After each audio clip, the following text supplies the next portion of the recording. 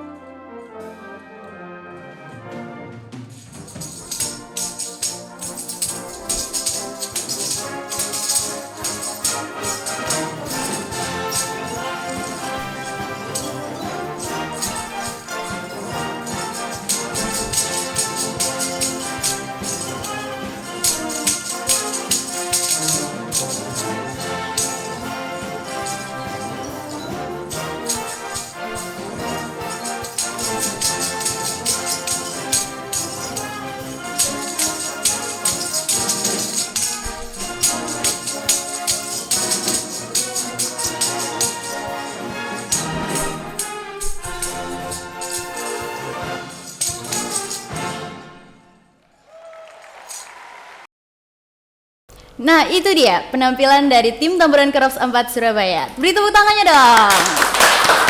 Nah, gak kerasa nih, sekarang kita udah masuk ke episode yang ketiga. Dan saat ini kita akan ngebahas seputar tamburen. Dan kita hari ini juga akan dibahas dengan beberapa narasumber yang begitu luar biasa. Ini dia kita sambut Kak Elizabeth Dukajuma. Halo Kak Elizabeth, apa kabar? Nah, kita sekarang udah tahu ya, pasti kalau ngundang Kalis nih pasti ngebahasnya seputar tamburen. Karena Kalis ini juga pernah menjadi pelatih atau coach tim Tamburan Korps 4 Surabaya. Kalis mungkin bisa cerita sedikit nggak? Dulu tuh gimana bisa menjadi pelatih di Korps 4 Surabaya itu? Kayak bisa cerita sedikit aja. Oh iya, pada pertengahan tahun 1981 saya datang ke Rumah Sakit William Booth Surabaya untuk berobat, dan akhirnya saya jadi jemaat Korps 4 Surabaya. Nah, di situ sudah ada grup Tamburen. Grup Tamburen yang dipimpin oleh Kapten Nyonya Kalender. Nah, setelah Kapten Nyonya Kalender dipimpin lagi oleh Letnan Nyonya Mariana Hondro. Dan sudah itu pindah diganti lagi dengan Letnan Nyonya Dina Dama. Nah, anggota grup Tamburen saat itu yang saya tahu hingga saat ini masih ada di Korps 4 yaitu Mbak Nani Lamanusu, Mbak Kumiase, dan saya juga diajak bergabung di grup Tamburen Korps 4, dan sudah itu ada Mbak Nancy Panderot juga. Nah, setelah dengan berjalannya waktu Letnan Nyonya Dina Dama pindah, itu sementara jeda, berhenti ya, tidak ada yang latih saat itu. Dan beberapa waktu kemudian saya, Mbak Nani dan Mbak Kumiase mencari gambar-gambar atau peninggalan gambar-gambar gerakan Tamburen peninggalan dari Kapten Nyonya Kalender, sehingga kami dapat dan kami mulai melatih lagi Tamburen sehingga muncullah kembali Tamburen Korps 4 Surabaya. Nah, itu terus berjalan hingga saat ini Tamburen Korps 4 masih ada. Seperti itu ya. Kalis, kalau boleh tahu udah berapa lama sih gabung di tim Tamburen Korps 4 Surabaya? Saya gabung di tim Tamburen Korps 4 Surabaya lebih kurang sudah 30 tahun. Oh, 30 tahun. Ya. Belum lahir. Ya, belum lahir memang. Udah 30 tahun. Itu berarti tadi sama Kak Nani sama Kak Kumiasi juga itu ya. Itu berarti 30 tahun. Iya, iya, mereka juga lebih kurang seperti itu, ikut bersama-sama. Cuma memang akhir-akhir mungkin memang karena regenerasi ya, sebenarnya karena regenerasi sehingga mereka jadi pelatih, ganti yang berikutnya, jadi grup Tamburen itu tidak hanya yang dari dulu sekarang tetap, tidak, tapi terus ada pergantian anggota-anggota yang baru. Jadi yang senior latih yang junior, yang baru lagi, jadi muter terus ya. Jadi bukan satu pelatih tetap seperti itu terus, tidak. Jadi 30 tahun ini Kalis gabung bermain atau menjadi pelatih? Bermain dan pelatih. Jadi enggak sampai 30 tahun saya main ya. Saya cuma pelatih, kebetulan saya tidak tahu waktu itu juga, saya lupa ya pertamanya seperti apa, sehingga saya melatih dengan kemampuan saya, dengan yang saya bisa, dan itu berjalan hingga ya lebih kurang 30 tahun. Seperti itu, tapi memang dibantu dengan teman-teman yang senior. Jadi bukan hanya saya, seperti saya tadi, mereka juga bantu saya membuat kreasi-kreasi, gerakan-gerakan Tamburen gitu. Kami bersama-sama, jadi bukan hanya saya sendiri. Cuma memang saat itu ya mungkin saya seperti koordinator ya, seperti itu ya, sehingga Tamburen itu terus berjalan hingga saat ini. Oke, jadi selama 30 tahun itu tim Tamburen udah kemana aja nih Kalis mainnya? Oh ya. Kalau di luar gereja ya pastinya ya? Oh, di luar. Kalau di Balak Keselamatan sendiri memang kami sering menghadiri event-event besar Balak Keselamatan ya, acara-acara besar Balak Keselamatan seperti HUT, Tomnas dan lain sebagainya. Kalau di luar, pertama kali kami dikenal di luar yaitu pada saat pembukaan THR Mall Surabaya ya, Surabaya. Pada waktu itu ada acara pameran buku-buku rohani dan Balak Keselamatan punya satu stand di sana, dan pada sore hari ada panggung untuk diisi gereja-gereja, paduan suara, vokal grup dan lain sebagainya. Nah, kami dari Balak Keselamatan mengisi vokal grup dan Tamburen. Nah, mulai saat itu Tamburen dikenal di luar seperti itu, sehingga kami sering diundang oleh gereja-gereja lain, gereja Bethel, ada kongres wanita nasional di Batu, kami juga diundang, dan juga kami diundang bermain juga di mall-mall yang besar ya di Surabaya seperti Tunjungan Plaza, PTC seperti itu, dan memang ada beberapa hotel juga pernah mengundang kami, berapa kampus juga luar mengundang kami untuk tampil pada acara-acara khusus mereka seperti itu. Oh wow, udah kemana-mana berarti ya.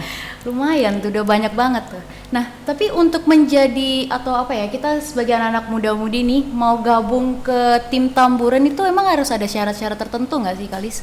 Oh, tidak ada syarat. Yang pertama memang keinginan ya. Kalau anak tersebut ingin, pasti mudah dia mengikuti gerakan-gerakan tamburen seperti itu. Memang pada waktu dia masuk, memang kita harus kita akan melatih gerakan-gerakan dasar dulu. Jadi kayak pukulan, ketukan 4, 6 gimana. Nah, nanti baru tinggal dia meniru gambar-gambar yang kita gambar untuk mempermudah gerakan-gerakan tamburen itu. Oh berarti dulu, oh ya Kalis dulu tuh waktu Jenny juga main tamburen tuh udah diajarin sama Kalis nih. Itu ada buku pedoman, panduannya. Iya. Itu emang ada kayak pola-pola, terus ada ketukan 4, 6, itu maksudnya ketukan tamburin ya Kalis? Iya, ketukan Mungkin tamburin. dari kita yang nonton ini, yang melihat kita juga ini saat ini nggak ngerti ya 4 tuh kayak gimana, 6 kayak gimana. Mungkin Kalis bisa tunjukin nggak biar kita Oh ngerti iya, semua. boleh. Iya. Iya, kalau 2 gini, kalau 4 ya 4 gini ya. 6 ya. Jadi 6 juga bisa bunyi seperti ini kita kode 6 juga seperti itu. Jadi memang ada pola bentuknya. Kalau X ya 22 X ya.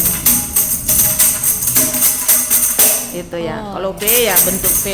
Sehingga saya membuat itu sehingga mempermudah anggota tamburen bisa meniru gerakan tamburen tersebut. Jadi cuma mengikuti lagu-lagu yang mau diiringi aja sebenarnya Iya. guys ya. Iya. Kalau yang 4, 6 itu hanya ketukan dari tamborin sendiri. Nah, terus mengenai syarat tadi kan katanya nggak ada ketentuan apa-apa. Iya, enggak. Berarti usia itu juga nggak dibatasi. Enggak dibatasi ya. Ada yang dari 4 tahun, ada yang usia dewasa. Yang penting dia ingin, rindu, ya kita sama-sama berlatih gitu, seperti itu. Pokoknya kita tetap belajar dari nol ya, Iya. sama-sama ya. Iya. Wah, tuh gampang banget kalau mau gabung di tim tamburen sebenarnya. Yang penting ada kemauan. Nah, terus menurut Kali sendiri, gimana nih perkembangan para pelatih-pelatih tamburen di setiap korps yang ada di seluruh Indonesia?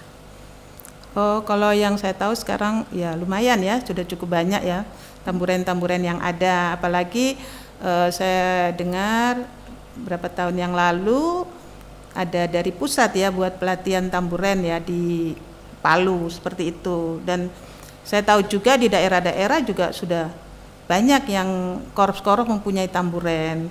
Permasalahannya memang dari tamburennya sendiri, fasilitas tamburennya sendiri itu yang mungkin di daerah-daerah masih susah dijangkau seperti itu.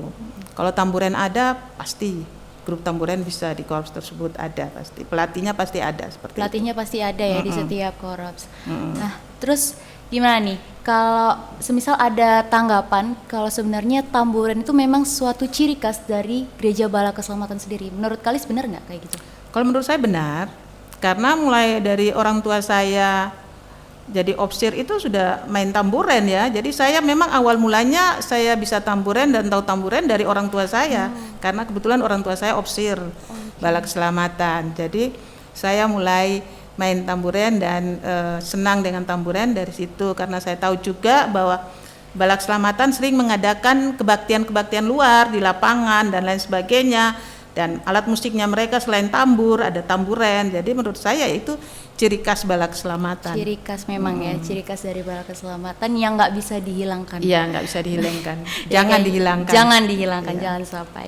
Nah, untuk harapan nih, untuk tim tamburen Korps 4 dan tim tamburen ke se-teritori Indonesia, harapan Kalis apa? Harapan saya ya tim tamburen ini makin berkembang.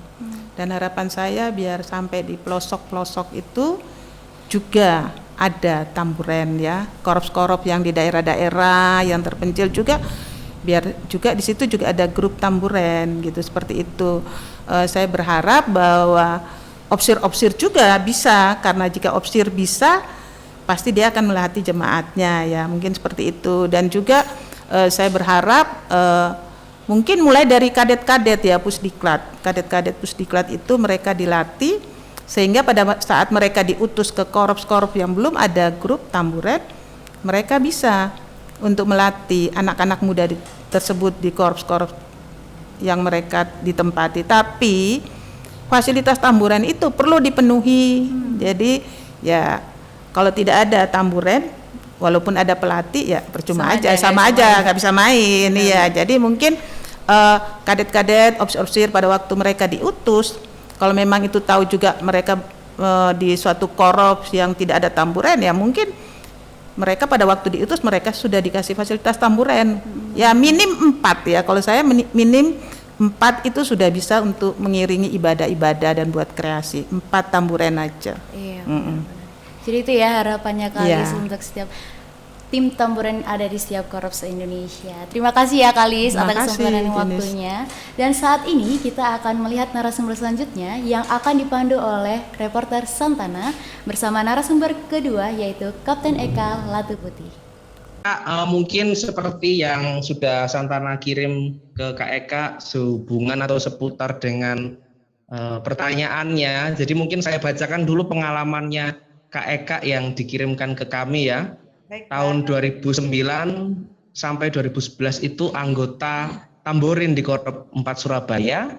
Lalu tahun 2015 sampai dengan 2017 pelatih di Korps 2 Bandung, membantu sebagai pelatih. Tahun 2018 pelatih juga di Kreatif Art Camp Palu, dan 2021 sampai saat ini pelatih di Distrik Jadetabek, begitu Kak ya? Ya. Ya, baik. Mungkin pertanyaan pertamanya Kak ini seputar perkenalan dulu dari Kak Eka. Gimana sih ceritanya bisa tertarik ya sejak umur 12 tahun mengikuti kegiatan tamborin di Korpsnya, di Korps 1 Denpasar ya. Dan kenapa kok tidak tertarik di bidang lain Kak? Seperti mungkin menyanyi atau bermusik yang lainnya atau lain-lain. Mungkin bisa dijelaskan dulu Kak awal mulanya seperti apa? Oh, latar belakang ya. Jadi umur 10 saya gabung dengan Korps 1 Denpasar. Nah, kita tahu kalau di Korps 1 Denpasar dari dulu turun-temurun yang namanya tamburen itu harus kita tahu seperti itu ya. Dari senior nanti harus ngajar ke junior gitu ya. Dan di Korps 1 Denpasar itu kita semua selalu dilibatkan dengan permainan tamburen. Tidak itu saja, biasanya setiap tahun saya lupa korps apa itu yang dari Australia, setiap tahun mereka datang. Jadi diajar langsung oleh mereka orang-orang dari Australia ngajar kita di Korps 1 Denpasar permainan tamburen, dan kadang mereka juga bawa grup brass bandnya mereka. Nah, karena kita semua dari kecil sudah diajar tamburen, otomatis mungkin awal ngerasa terpaksa, tapi lama-lama kok keren ya ini gerakan ya, menarik seperti itu. Nah, sebenarnya bukan karena saya lebih tertarik kepada tamburen dan tidak tertarik kepada yang lain seperti nyanyi atau main musik. Kita kan ngerti ya kemampuan kita. Wah, kalau bukan diskriminasi ya, tapi kalau orang Bali kayaknya agak susah gitu ya kalau mau nyanyi suaranya bagus gitu ya. Tetapi karena saya lihat kalau di menyanyi tidak terlalu ini ya jago nyanyinya waktu itu gitu. Atau musik saya tidak terlalu suka main musik seperti itu. Jadi karena tamburen lah yang satu-satunya mungkin bisa mengekspresikan hobi atau kesenangan saya. Jadi akhirnya pilih tamburen seperti itu. Oke, jadi bukan tidak mau milih yang lain, tetapi memang sudah begitulah jalannya, begitu ya Kak Eka ya? Kemampuannya mungkin di situ aja yang lainnya. Oke Kak, baiklah. Iya. Lalu yang kedua Kak, pengalaman sebagai seorang pelatih ya, khususnya yang saat ini sedang Kak Eka jalani, yaitu melatih di Distrik Jadetabek. Gimana sih Kak pengalamannya sebagai pelatih di distrik ini, dan Distrik Jadetabek ini meliputi korps mana saja ya yang Kakak latih? Oh, baiklah. Jadi kalau dibilang pelatih khusus enggak ya, karena saya opsir, di mana ada kebutuhan, saya harus pergi ke sana atau membantu kebutuhan tersebut. Biasanya kalau pengutusan itu pasti harus selalu ada tamburen.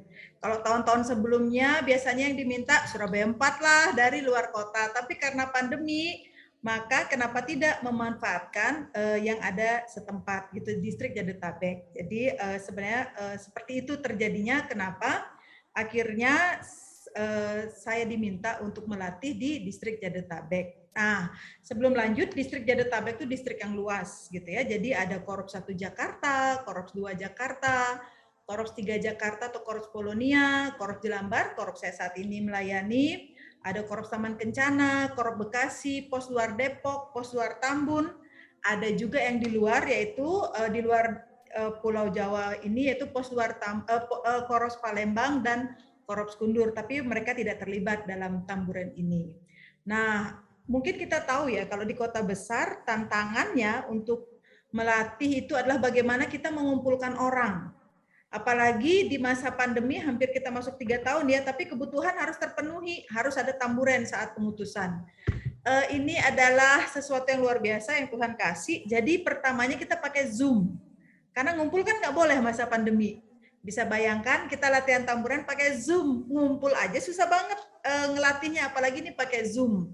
Tapi puji Tuhan, Tuhan beri hikmat bijaksana tidak saja bagi saya, tapi semua teman-teman yang terlibat di distrik Jabodetabek, sehingga mereka dengan rela hati latihannya lewat Zoom gitu, mau ngomong semua nggak bisa, tapi itulah dia, akhirnya bisa juga kita berapa kali melalui Zoom kita latihannya, dan juga mendekati hari H gitu, hari pengutusan, biasa kita ketemu tatap muka, walaupun tetap dengan protokol kesehatan terbatas gitu, tapi ya karena ini untuk pelayanan Tuhan, saya percaya Tuhan pasti buat semuanya bisa, seperti itu.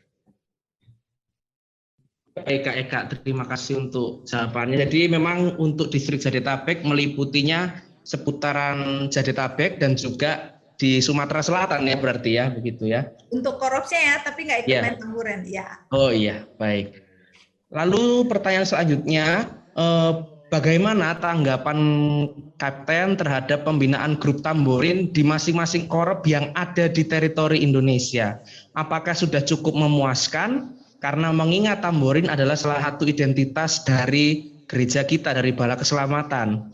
Jadi seperti apa menurut Kak Eka tamborin-tamborin yang ada di korop-korop di teritori ini? Apakah sudah cukup memuaskan? Dan mungkin Kak Eka juga bisa menyampaikan pandangan menurut Kak Eka korop-korop yang masih belum memiliki grup tamborin nih Kak. Nah, ini juga kan pasti masih ada beberapa korop pos luar, pos pelayanan yang belum ada kelompok tamborinnya. Silakan Kak. Baiklah, yang pertama, untuk segala sesuatu kita harus mengucap syukur ya. Begitu juga untuk adanya setiap korops-korops yang memiliki anak-anak muda ya, karena mayoritas anak muda yang main tamburan. Jadi kita mensyukurinya. Tetapi kembali bahwa kita itu tipe manusia yang nggak pernah puas gitu ya. Maksudnya kita nggak puas kalau kita bisa 10, kenapa cuma 7? Seperti itu ya. Nah, sebenarnya kalau melihat di teritori Indonesia yang begitu luas ini, ya begitu banyak prajuritnya, begitu kreatif orang-orang mudanya dan bersemangat, saya rasa sebenarnya tamburan ini masih bisa harus dikembangkan, gitu ya, harus dikembangkan. Hanya saja saya mengerti bahwa tamburan itu tidak hanya sekedar ekspresi atau kita menyalurkan hobi kita, tetapi banyak hal yang harus dipersiapkan. Pertama, kita harus punya tamburen. Beli tamburen satu aja mahal ya, gitu ya. Orang Jakarta bilang mahal ya, gitu ya. Harga tamburennya mahal. Terus yang kedua, tidak di setiap korops itu ada yang memang hobi, gitu ya, seneng. Kayak di Korops Surabaya 4 kan kaya banget ya dengan orang-orang yang kreatif sampai kita berapa kali minta bantuan Surabaya 4 ya. Tidak semua korop ada seperti itu, orang-orang seperti itu yang bersemangat dengan tamburan. Dan lagi pula tamburan Bala Keselamatan itu kan butuh apa ya, kedisiplinan, kelenturan tangan, apalagi kalau musiknya musik brass band gitu. Kalau tamburan di gereja lain enak gitu, banyakkan tariannya. Tapi kalau kita di Bala Keselamatan kan ketukannya harus sama, tangannya harus lurus. Latihannya tuh bikin tangan pegel, belum pegel tangannya juga luka-luka seperti itu. Tapi saya rasa bahwa ini bisa kok dikembangkan. Kayak kita nih di Jabodetabek, mungkin tidak semua korops punya orang-orang yang mau bermain tamburan. Tapi kalau misalnya ada distrik, nah, kami kan juga opsir distrik. Jadi orang-orang mudanya disatukan gitu ya. Ada namanya tamburan distrik. Kalau korops misalnya 1, 2, 3 punya tamburan, korops 4, 5 dan lain sebagainya tidak punya tamburan, kegiatan-kegiatan atau event-event seperti pengutusan itu bisa menggugah orang-orang muda. Nah, mungkin di tempat lain juga kalau opsirnya atau opsir distriknya bisa melakukan hal yang sama, menurut saya korops-korops yang belum punya grup tamburan itu pasti akan mereka bersemangat pingin gitu ya. Kayak kita waktu ada Creative Art Camp, kita mengumpulkan 100 anak muda untuk kita latih tamburin. itu banyak kok dari korps-korps yang nggak memiliki grup-grup tamburan secara khusus. Kita hanya ambil orang-orang muda yang tertarik seperti itu. Dan mereka bisa terkumpul ketika mereka kembali ke korpsnya, mereka bisa buat atau latih orang-orang yang ada di korpsnya. Sebenarnya untuk korps yang belum punya grup tamburan itu tergantung dari kemauan. Kalau ada kemauan pasti ada jalan. Seperti itu ya. Ada lagi pertanyaan yang belum saya jawab? Sudah Kak, sudah itu tadi untuk pertanyaan ketiga. Lalu jadi saya bisa simpulkan dari pertanyaan ketiga ini artinya memang kita bersyukur untuk segala situasi yang ada Kak ya, tapi tidak lupa mengembangkan jika memang perlu atau dapat dikembangkan. Lalu ini adalah pertanyaan yang terakhir nih Kak. Ini seputaran atau sehubungan dengan harapan apa yang ingin disampaikan khususnya untuk ketersediaan pelatih-pelatih tamborin. Apakah sudah mencukupi dari segi kuantitas jumlah para pelatihnya dan juga untuk kualitasnya? Mungkin kuantitas terpenuhi tetapi tidak juga lupa kualitas dari pelatih. Gimana nih Kak harapan yang ingin disampaikan? Kalau menurut saya saat ini belum cukup ya. Harapannya sih harapannya akan ada makin banyak orang-orang yang tertarik untuk hal ini. Kita sih pernah diskusi gitu ya dengan beberapa teman-teman yang memang punya hati gitu, punya hati di pelayanan tamburan ini. Gimana kalau kita bikin grup WhatsApp gitu, hanya beberapa orang aja yang punya kerinduan, terus kita bikin gerakan-gerakan, kita share seperti itu ya. Mungkin Surabaya 4 lebih tahu tentang hal itu ya, karena saya diskusi juga dengan mereka-mereka ya.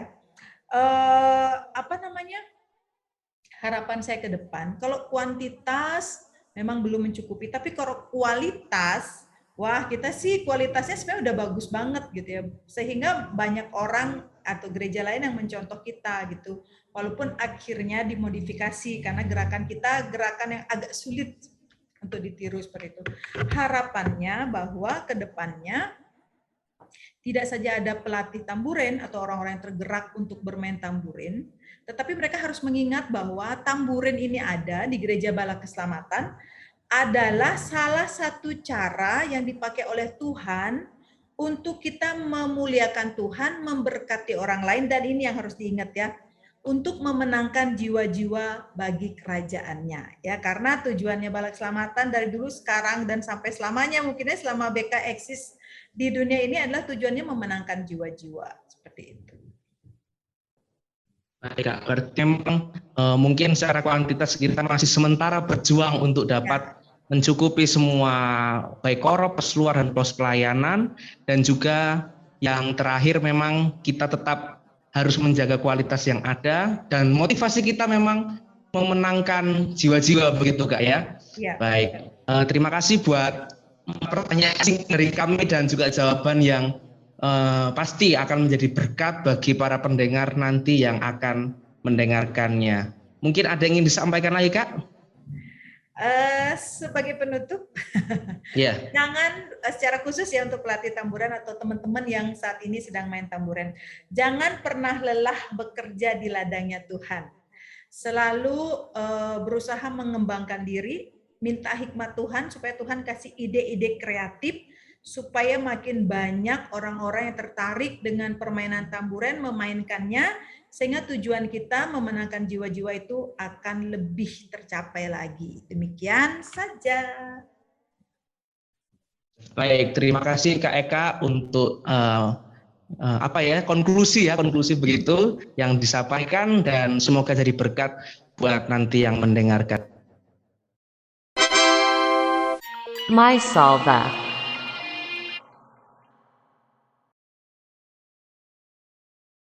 Itu dia, kita telah menyaksikan dari Kapten Eka Latuputi. Dan sekarang kita akan berganti narasumber lagi dengan pelatih yang tadi sudah sempat disinggung nih sebenarnya ya. Pelatih penggantinya Kak Lis Duka Juma, yaitu Kak Nela Rasa.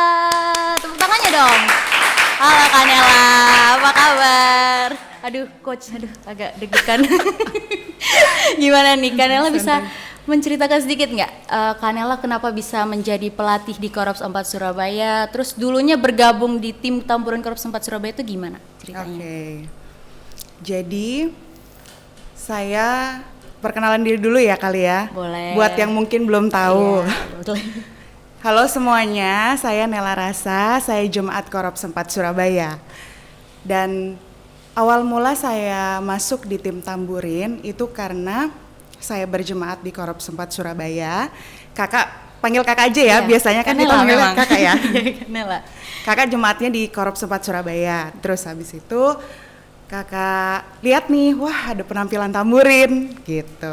Kemudian diajak sama Kak Lis, sama kakak-kakak yang lain. Nah kemudian bergabunglah di tim tamburin Korps 4 Surabaya. Nah kebetulan pada waktu itu usianya tahun 93 berarti masih 4 tahun ya.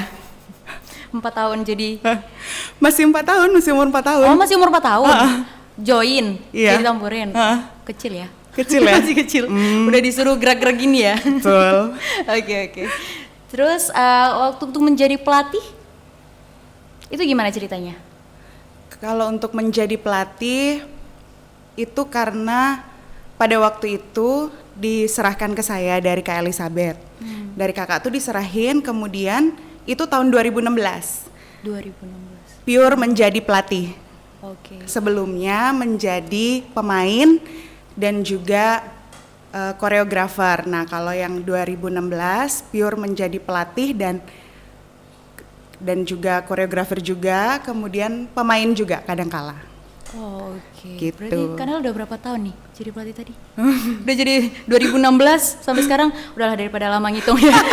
kita 7 kali ya. 7 tahun ya. 7 tahun. Itu Kalau selama berarti pure pelatih kan? pure pelatih 7 tahun. 7 tahun. Selama Kak Nela jadi pelatih, udah keluar-keluar juga nggak nih tim-tim tamburannya ini?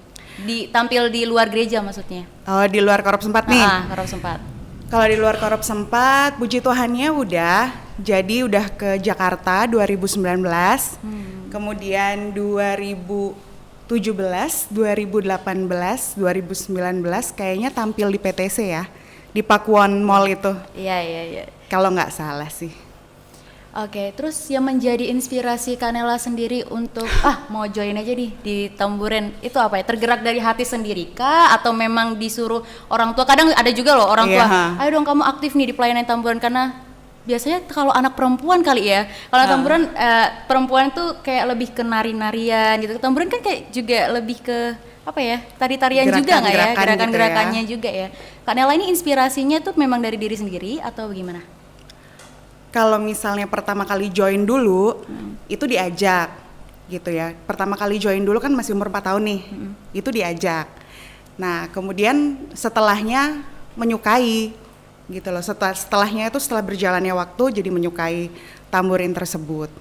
Oh gitu. Wow keren, apalagi di usia 4 tahun tuh ya. Kalau Jenny sendiri kalau usia 4 tahun disuruh gerak-gerak kayaknya mager, males. Tapi waktu itu juga minat sendiri sih akhirnya, ke bawah kan? Sendiri ya, pengen belajar akhirnya. Sampai sekarang akhirnya jadi tim tamburin juga kan. Betul. Terus dengar-dengar nih, Kanela kan jadi pelatih, sempet ikut apa ya di Palu? Creative Art Camp? Itu Creative Art Camp. Okay. Itu bisa cerita sendiri sedikit nggak gimana di sana itu ngapain aja? Mungkin juga di sana apa ya? Cuma pelatih-pelatih doang atau gimana? Oke. Jadi di Palu pada waktu itu tahun 2018 itu diadakan Creative Art Camp CAC ya. Nah kemudian di situ berangkatnya dari Surabaya atau distrik Jawa Timur itu kebetulan kakak sendiri ke sana. Nah kemudian itu untuk menjadi peserta. Gitu untuk menjadi peserta. Ada pelatihnya di sana. Pelatihnya itu dari luar negeri, dari Melbourne, Jazz Fenner. Nah kemudian ketika sampai di sana diberi kepercayaan lah untuk menjadi pelatih di pemula gitu. Jadi di sana Kanela ini pelatih juga, pelatih untuk pemula dan juga main di yang senior atau advance, biasanya kita sebutannya itu. Itu main, maksudnya tampil. Wow. Tampil, terus selama tamburin. Berapa lama di sana camp kreatif? 5-6 hari ya, kalau nggak salah 5-6 hari. Itu latihan full latihan. Wow, capek ya pasti. Enggak, seneng. Seneng ya? Iya. Iya sih, kalau memang niat dari diri sendiri Betul. tuh memang nggak kerasa capeknya. Terus sana kira-kira ada berapa peserta? 100. 100 dari seluruh teritori Indonesia. Gitu nih. Keren. Makanya sekarang memang keren sih, semakin kesini nih Iya. gerakan-gerakan Tamburan Korops 4 ya nggak semua Korops, maksudnya kalau Kak Nela sendiri juga kalau udah ngarang, wow keren banget memang. Sampai kita juga kemeng sebenarnya. Tapi keren kalau curhat sebagai anak-anak tamburannya Kak Nela. Gerakannya adidau. Dan nah, oke, sekarang menurut Kak Nela sendiri, pandangan Kak Nela nih terhadap pelatih-pelatih tamburan yang ada di setiap Korops. Gimana? Pelatih-pelatih tamburin yang ada di setiap Korops untuk sekarang bagus. Jadi semakin kesini mereka semakin bagus, dan juga ciri khas dari bala keselamatan dari tamburin tersebut itu semakin dipertahankan gitu. Dan beberapa dari mereka tuh kadang chat kakak gitu. Chat kakak untuk boleh nggak minta gerakannya, boleh kak ini, kak boleh nggak bagi gini. Ya of course dong boleh, masa nggak boleh? Iya benar. Boleh. Jadi ada di satu Google Drive gitu udah kakak bikinin, jadi tinggal di iniin aja, tinggal di kirim gitu, share link ya. Benar. Oh iya, tadi kan perbedaannya ya, kalau Kak Lis dulu tuh ada buku panduannya, kalau Kak Nela sekarang tuh lebih apa ya, menghafal maybe ya, bisa dibilang kayak gitu kan? Iya. Bisa. Dan Kak Nela ini lebih ke apa ya, gerakannya itu dibuat sendiri, pure sendiri, atau ada beberapa inspirasi yang diambil? Ya. Jadi kalau inspirasi, jadi sebenarnya inspirasinya itu dari cheerleader luar negeri. Tuh kan ketawa. Iya, tahu kan? Udah tahu. Itu dari cheerleader luar negeri. Jadi kebanyakan biasanya kalau udah mau ngarang gitu, biasanya kakak tuh di YouTube itu udah searching tuh di cheerleader luar negeri tuh gimana ya gerakannya. Kemudian untuk kalian kan suka ada pose-pose tuh, belakangnya suka ada pose-posenya. Nah itu aku ngambilnya dari kayak Asian Next Top Model, Indonesia Next Top Model, bener ini, jujur. Kan jujur li ya kita ya. Nah itu lihatnya dari situ, jadi pose-posenya, kemudian gerakan-gerakan dari cheerleader tersebut. Kan gerakan cheerleader tuh kan atraktif ya. Nah itu yang kakak ambil biasanya, jadi biar kalian tuh gak bisa nafas gitu loh. Gak bisa nafas ya agaknya, makanya agak kemeng tangannya. Iya langsung ya, pijet dari situ. Nah Kak Nel, Ya. tadi itu kan juga sempat disinggung nih waktu Kalis. Emang benar nggak menurut Kak Nela sendiri nih, kalau tamburan itu adalah sebuah ciri khas dari Gereja Bala Keselamatan? Kira-kira gimana menurut Kak Nela? Iya, setuju, karena memang tamburin itu merupakan musik ciri khas dari Bala Keselamatan. Ada cirinya tersendiri yang bisa kita lihat dari tamburin Bala Keselamatan. Jadi gerakannya itu biasanya tangannya rapet 4. Gini, tangannya 4, kemudian tangannya lurus. Jadi kayak semboyan kita gitu loh, gerakannya lurus dan cepat. Oh, lurcep. Oke, lurus dan cepat. Biasanya juga minimal kaki kalau gerakan yang khas Bala Keselamatan itu. Oke, jadi kalau menurut Kak Nela tuh, untuk pandangan Kak Nela menurut pelatih-pelatih yang ada di Korops gimana? Pelatih-pelatih yang ada di Korops ya?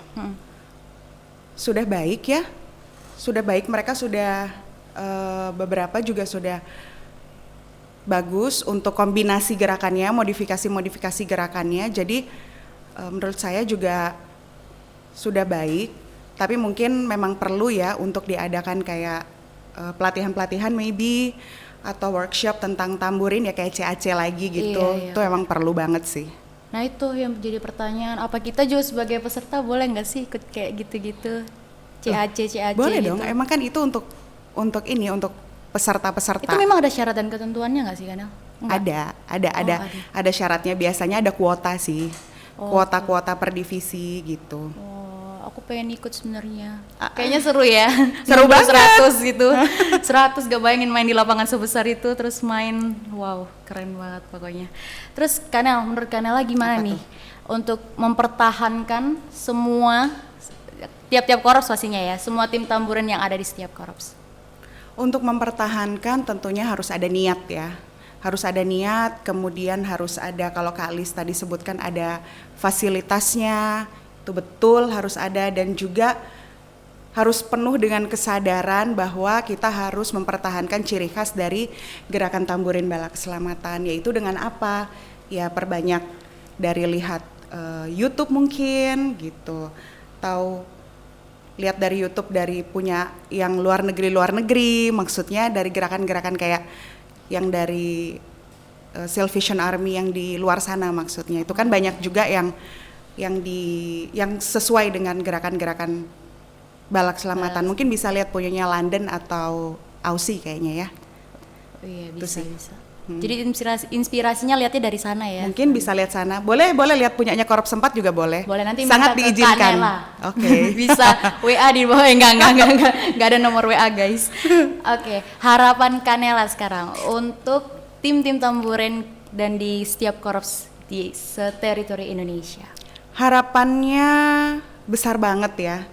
Harapannya supaya terus terlaksana yang namanya permainan tamburin ini. Jadi tiap ibadah mungkin bisa dipakai gerakan-gerakan tamburinnya. Yang gerakan-gerakan yang tadi mungkin sudah dicontohkan oleh Kak Lis itu bisa dipakai, atau bisa nanti gerakan yang lain, itu bisa banget. Jadi harapannya sangat besar. Masih tetap mempertahankan ciri khas kita. Mantap, itu dia poinnya. Oke Kanel, kalau semisal kita diadakan suatu perlombaan atau kompetisi, apakah tujuan dari kompetisi itu sendiri bisa membuat banyak orang tertarik untuk bergabung di tamburin? Oke. Buat saya, tujuan dari lomba tersebut bisa dikatakan untuk menarik dari para peserta untuk terus mengikuti kegiatan tamburin. Dengan adanya lomba, mereka akan berlomba-lomba juga untuk mungkin meraih juara, entahkah 1, 2, 3 ataupun favorit. Tentunya mereka akan berusaha yang terbaik dalam hal itu. Nah, make sure ketika mereka sudah dapat juara, kembalikanlah ke diri masing-masing. Apakah itu hanya untuk gagah-gagahan semata, ataukah itu untuk hormat dan kemuliaan nama Tuhan. Seperti itu. Terima kasih banyak ya Kanela atas waktunya. Sama-sama cantik. Waduh, cantik gak tuh. Oke, kalau misalnya nanti diundang boleh lah ya, lagi ya. Boleh lah. Ya, bisa selanjutnya nih. Boleh lah. Oke, terima kasih ya Kanela. Sama-sama. Selanjutnya kita akan melihat narasumber yang terakhir, yaitu dari pelatih, salah satu pelatih juga tamburan di Korps 3 Bandung. Baik, mungkin yang bisa saya awali dulu ini pengalaman yang sudah atau sepak terjang yang sudah Kak Ebe sampaikan ke saya melalui WA tempo hari. Yang pertama adalah 2001 sampai dengan 2009 pelatih di Korps 3 Bandung begitu ya. Lalu tahun 2013 sampai dengan 2016 pelatih di Korps Salua sekaligus menjadi PPWK ya Kak ya di situ ya. Dan yang baru-baru ini 2018 sebagai pendamping di Creative Art Camp Palu.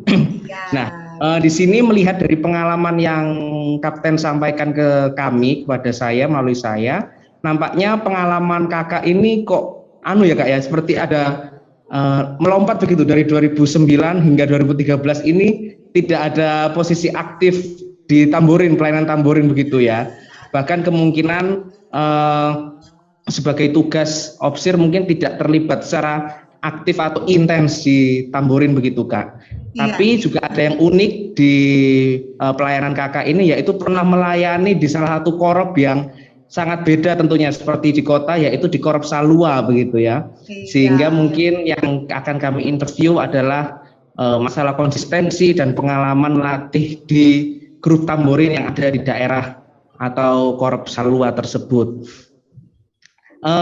Mungkin sekarang kita akan lebih ke perkenalan diri dulu Kak, dan kita ingin tahu terakhir atau saat ini sebagai pelatih tamburin, seandainya berhenti bermain atau berhenti melatih tamburin, apakah tidak mempengaruhi terhadap kemampuan tamburin yang sudah dimiliki? Jadi artinya mungkin pengalaman Kak Ebe begitu ya, yang sebagai pelatih pertama kali begitu, gimana nih Kak pengalaman pertama kalinya? Iya, perkenalan dulu ya. Saya sih sebenarnya nyemplung di pelayanan tamburin itu karena melihat senior ya. Ada salah satunya itu Ibu Mayor Trinova. Itu salah satu senior saya di Korps 3. Lalu ada Mayor Luciles Basa, itu juga senior saya di Korps 3. Nah, setelah generasi demi generasi berganti, maka saat itu saya di sesi generasi tengah, yang kemudian mulai memperhatikan, meluangkan waktu, dan bahkan tertarik untuk terjun di pelayanan tamburin. Nah, itu sebabnya dari tahun 2021 sampai 2009, kelebihan 2 di 2009. Dan di rentan waktu itu tuh memang kami merintis kembali pasca ditinggal oleh senior-senior kami yang kemudian menjadi opsir. Nah, jadi mulailah ikut musik camp. Di situ mulai dibekali lagi, ada 2 kali musik camp yang kami ikuti, bahkan ada pertandingan-pertandingan tamborin di teritori, dan kami mencoba terus untuk berpartisipasi. Nah, tadi Santana menyebutkan ada gap waktu antara 2009 sampai ke 2013. Nah, 2009 sampai 2013 itu gap di mana saya dipanggil Tuhan untuk melayani sebagai opsir. Nah, prosesnya tuh segitu tahun. Jadi sebenarnya di situ adalah saya mulai di Korps 4 Surabaya terlibat, tetapi tidak secara utuh ya, bukan sebagai benar-benar pelatih, tidak juga benar-benar sebagai anggota, tetapi ya tahu aja ya kalau kandidat kan harus selalu siap sedia, haleluya gitu. Tiba-tiba dipanggil jadi tim singer, ya maju jadi tim singer, jadi tim tamburin, ya puji Tuhan ada basicnya, ya maju juga jadi tim tamburin gitu ya. Disuruh mimpin, ya puji Tuhan gitu ya. Nah, di rentan waktu itu ada kesempatan untuk pelayanan di Korps 4 Surabaya, lalu 2 tahun setengah sih untuk kami berdua ada di Pusdiklat gitu ya, karena di Pusdiklat juga ya waktu itu memang masih harus ada penampilan tamburin ya, dan saya nggak bisa menyebutkan diri saya pelatih di sana karena kita umbyukan gitu ya, jadi rame-rame yuk bikin gerakannya gini gitu. Jadi memang kami aktif masih melakukan, hanya posisinya saya masih dalam keadaan mengikuti proses, jadi bersama-sama. Nah, di dalam pertanyaannya Santana mengenai kalau sampai berhenti, bagaimana konsistensi kita untuk katakan talenta kita bermain tamburin. Kalau orang udah sekali bisa main musik, pada dasarnya nggak akan bisa tiba-tiba blank dan lupa gitu ya. Jadi semua yang kita miliki, talenta satu yang Tuhan sudah kasih itu pasti tetap akan tinggal 1, nggak mungkin jadi 0. Jadi artinya kalau misalnya kita tidak gunakan, maka itu tidak akan berkembang, gitu ya. Hilang sih enggak, cuma tidak akan berkembang. Nah, kalau misalnya kita terus menggunakan, kita terus melatih, maka akan ada tambahan lagi, kreativitas lebih lagi gitu ya. Tetapi kalau misalnya tidak kita gunakan, stagnansi dari tahun kita aktif terus berhenti sampai sekarang itu ya berarti ya sama-sama aja gitu. Nggak akan ada development dari kemampuan kita untuk bermain tamburin. Kira-kira gitu mungkin untuk menjawab pertanyaan. Baik Kak Ebe, terima kasih. Berarti memang tetap perlu dilakukan pengembangan begitu ya, meskipun perlu banget, penting untuk melakukan pengembangan terhadap talenta itu sendiri. Penting. Nah sekarang Kak, pertanyaan yang kedua, pengalaman sebagai pelatih di Korps Salua, waduh, apa pelatihnya Fitri? Saya jadi pengen nangis loh, rindu sama mereka. Iya ya. Iya.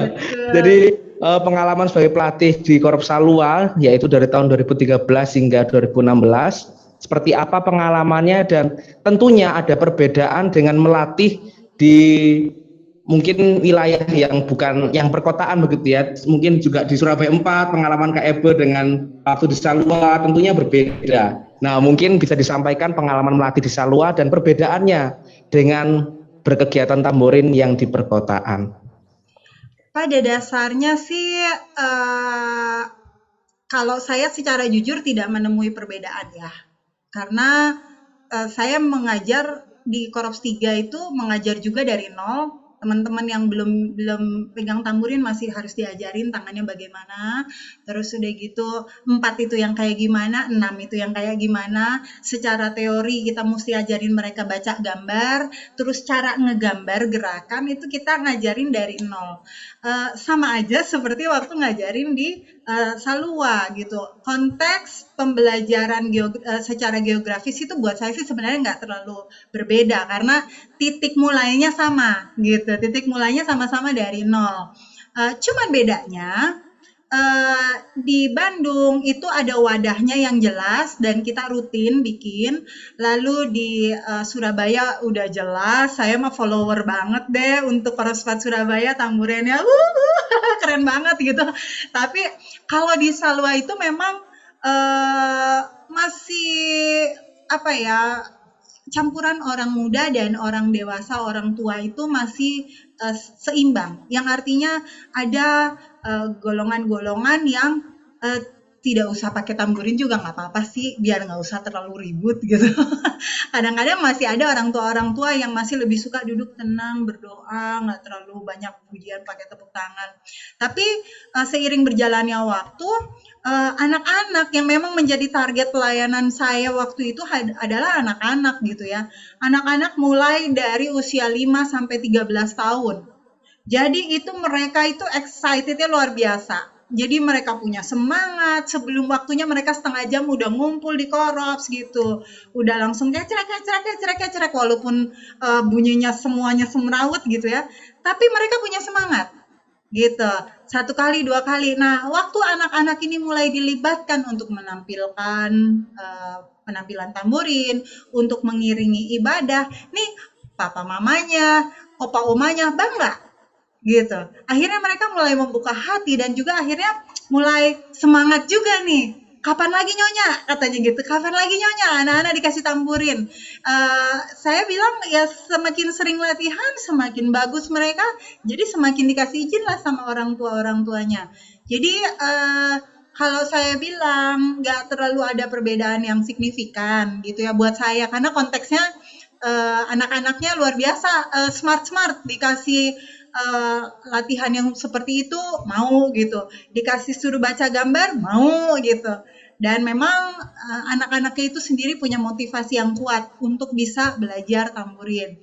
Nah dulu memang Salwa itu bukan yang bombastis ya main tamburinnya. Dulu itu senior saya yang tadi saya sebutkan, Mayor Lucy Lesbasa, itu menjadi pelatih tamburin karena beliau tuh PPWK di Korosboya. Jadi kami satu distrik. Jadi seakan-akan ya memang senior dan junior melatih ya memang bagaimana ya. Sama-sama akhirnya membangun suatu komunitas yang kompak gitu loh. Jadi yang Salwa selalu kiblatnya ke Boya, yang Boya juga memberi kesempatan kepada Salwa sehingga ada saatnya di mana Boya yang tampil, ada saatnya yang dikasih aja deh Salwa aja yang tampil sehingga mereka terlatih untuk nggak demam panggung, kekompakannya melalui penampilannya juga mereka bisa latih kayak gitu. Jadi semangat sih luar biasa, anak-anak di daerah juga sebenarnya motivasinya jauh lebih kuat sebenarnya dibanding yang di desa. Dibanding yang di kota maksud aku.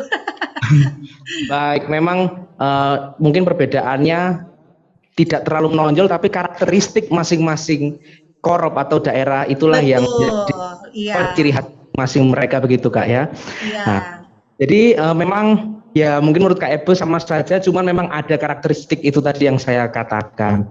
Nah ini kita akan masuk kepada harapan. Nah harapan apa yang diinginkan khususnya korop-korop yang ada di daerah-daerah nih Kak yang belum memiliki grup tamborin, mengingat bahwa pertunjukan tamborin itu adalah salah satu identitas dari gereja kita, dari Bala Keselamatan. Mungkin Kak Ebo bisa menyampaikan harapan untuk korop-korop di daerah-daerah sana yang belum memiliki pelayanan atau grup tamborin. Silakan. Iya, ini merupakan satu harapan semua opsir kayaknya ya, bahwa pelayanan di korops mereka masing-masing di gereja-gereja Bala Keselamatan itu maju.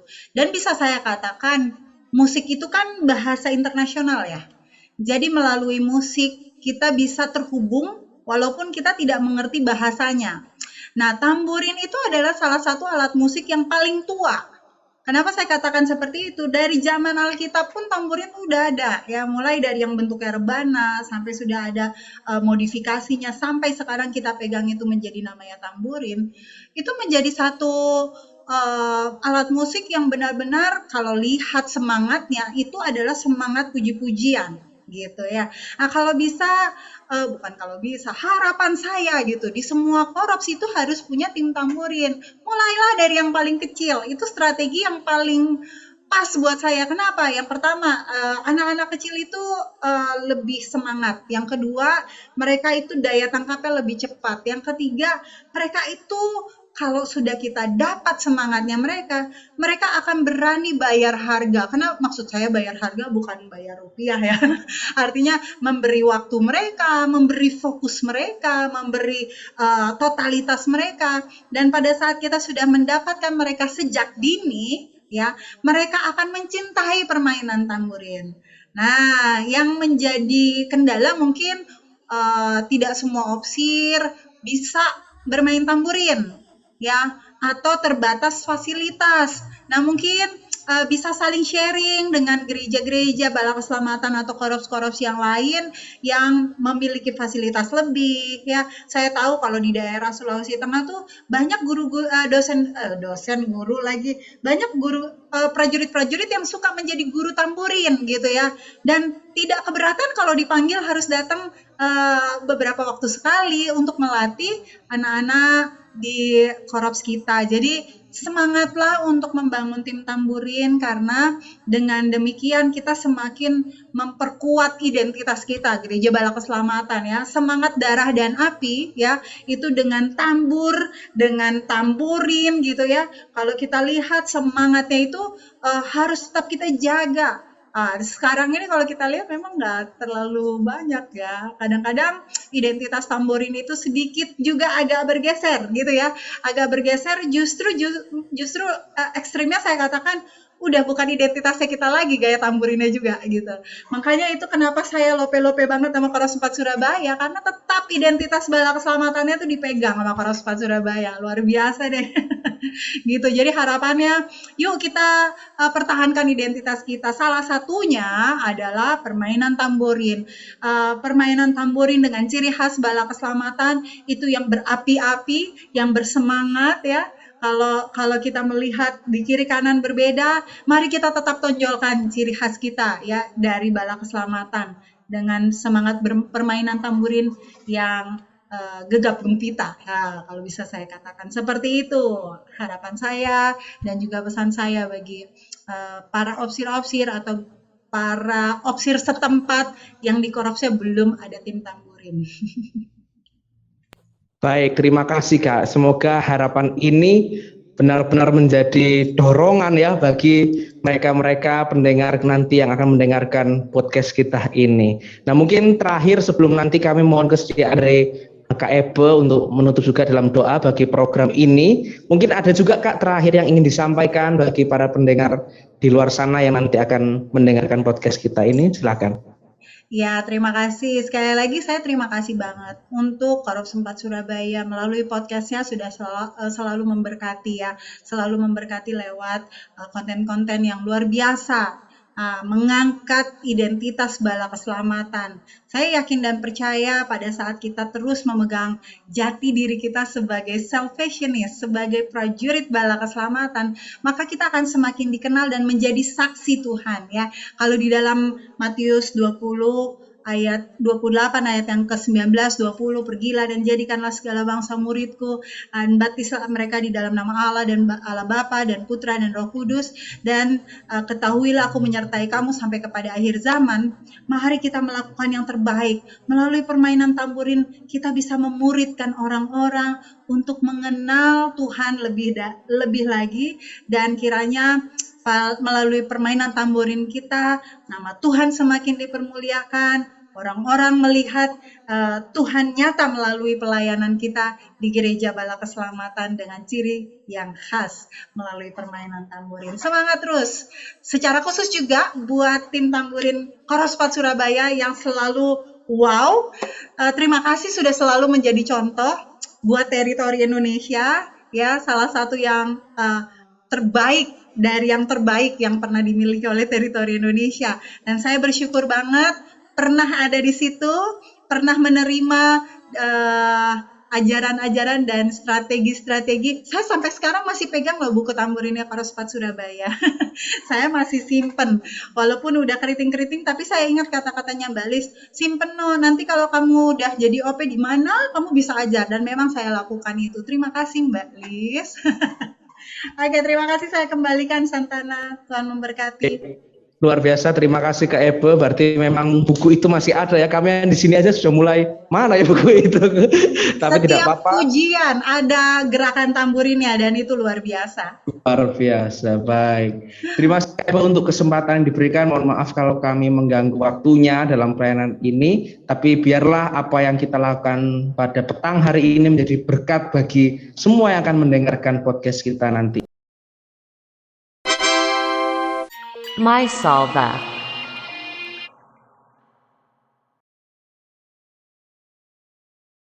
Oke, dari pembicaraan kita saat ini, kita dapat diingatkan kembali untuk anak-anak muda, terkhusus di Gereja Bala Keselamatan se-Indonesia. Ayo kita join nih di tim tamburan di setiap korps kalian berada. Tadi kita juga udah dijelaskan bahwa kita kalau sebenarnya bergabung di tim tamburan itu gampang banget loh, nggak perlu apa ya, takut dan lain sebagainya. Yang penting adalah kemauan. Dari setelah kemauan itu yang perlu kita ingat adalah kita mau belajar hanya untuk memuji dan memuliakan nama Tuhan saja. Jadi tetap terus semangat untuk anak-anak muda di Gereja Bala Keselamatan seluruh Indonesia. Tuhan Yesus memberkati. Bye-bye.